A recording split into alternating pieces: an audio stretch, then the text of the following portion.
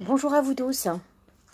Alors lorsque l'on pense aujourd'hui à une famille recomposée, il nous vient de suite à l'esprit la vie de Cendrillon, harcelé par sa terrible belle-mère et ses deux méchantes belles-sœurs. Eh oui, vous allez me dire, décidément, toujours avec des contes de fées. Enfin, heureusement que dans la vraie vie, il est tout à fait possible, Baruch Hashem, de s'épanouir avec sa nouvelle famille. Alors aujourd'hui, on va voir ensemble quelques points essentiels qui vous permettront, avec l'aide de Dieu, de réussir votre nouvelle vie. Je voudrais vous rappeler que de manière générale, l'amour ne résout pas tout.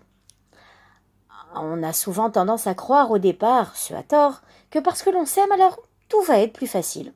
Eh bien justement non. Ce n'est pas parce que dans ce cas précis, où l'on est amoureux de son conjoint, que je vais automatiquement aimer ses enfants.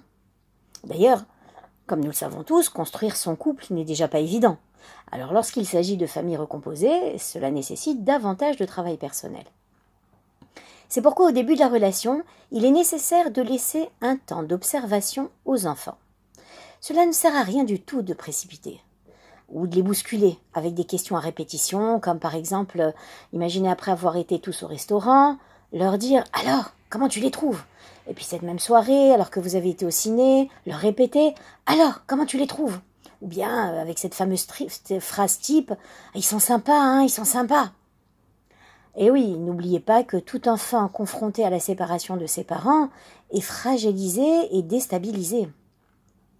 Autre chose importante, ne rayez surtout pas votre ex, c'est-à-dire leur père ou mère biologique, du paysage. Car dévaloriser les adultes qui le construisent, c'est en quelque sorte dévaloriser une partie de lui-même. Et s'il est pris dans un conflit de loyauté, il risque de s'interdire toute relation avec son beau-père ou belle-mère par crainte de trahir celui ou celle qui est absent.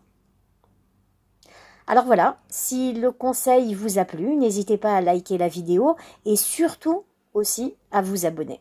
Merci, à très bientôt.